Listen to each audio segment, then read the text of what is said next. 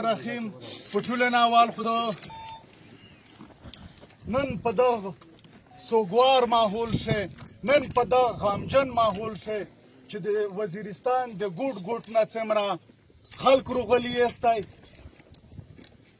د ټولو مې شکریه ادا کوي د عبدالرحمن د طرف نه، د دغه کلي د طرف نه، د ټول قوم د طرف نه. د هغې نه بعد د میږ ملګري چې چېرته هغه داسې واقعه کېږي، میږ جلسه غکي، جلوس غکي، احتجاج کی، او دا خبره په جواته کېږي چې د کیم په دا حالات په دا وطن شراون حالات دي چې دا ویلې جوړ شوي دي، چا جوړ کړي دي، اسباب یې څوک دي. خو نن زه سپیشل و د مشرون ته ویایم چې دا د ملک رئیس خان جنازه یشیدو میږ توس یې ټول ویني.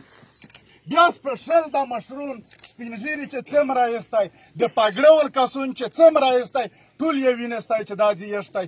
ده نه یې چا سره باد وي، نه یې ذاتي بادي وه، خو یوه کیسه راونهدو په دغه وطن ښه چې پلونکی نامعلومه وویشت، پلونکی نامعلومه وویشت. نو و دا سپین ږیري ته، و دا مشرون ته، و دا شملاور خلک ته نن میږ یو سول کی، یو خواست کی وته، مینات کی وته چې توس د میږ سره ملګري شستی.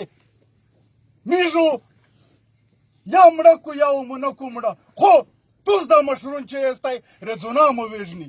آیا په دا باندې د قوم یا د مشرونو توس داسې خوښه ده چې میږ دا هره ورځ د وزیرستان خویندې ماندې په ژاړو وي او د میږ دا یو مشر په ګیلې ویشت شي او دا پته دا نه لګي چې چا مړ دی، بله یې مړ دی.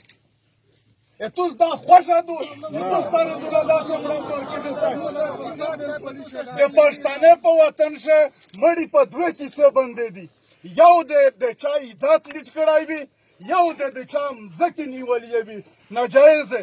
په دا نادولې د پښتنې په وطن ښه د هرې کیسې خپل روایات دي، خپل اصول دي. خو دا کومه کیسه ده چې په لیار ښه سره د دغه دا د وردول کسون دا ځوي لوړ دي.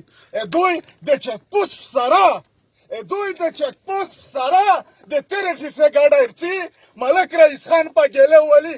آیا دوی په چک پوسټ باندې میږ وزلیلول ته ویلوړ دي که دوی نرڅه غکسي په دغه چک پوسټ باندې؟ دا د دغه مشرونه نه د میږ خواستی، د میږ ریکویسټ دی، سول دی تاکي چې و مشره ثابت ته ټارګېټ کېږي، بله ورځ د بل ټارګېټ کېږي، بله ورځ د بل ټارګېټ کېږي. په دغه وطن ښه یوه پالیسي ده جنګي چې یو کاروبار یې لګیا کړی دی په دغه وطن ښه. نو په چار دا ده زه خبرې نه وژدیاوه، جنازه یې ایښېدو، خو مشرون چې څه رایستی په دا خبره سوچ وکیستی. زه ډېره لویه بخښنه غواړم قدمونه چټه ټیټه کیسه شوې وي، د چا خاطر پرې دروند شوی وي، کته یې نه مو په دغه انداز نه وي کړې. خو مشره سوچ وکړه، په کاروره سوچ په وکړه، په آرام سوچ په وکړه. میږ راسره وتلي، خو زه ویایم چې میږ سره ملګرتیا وکړې چې مزید میږ نیر لا شینه ونه خوري. مهرباني.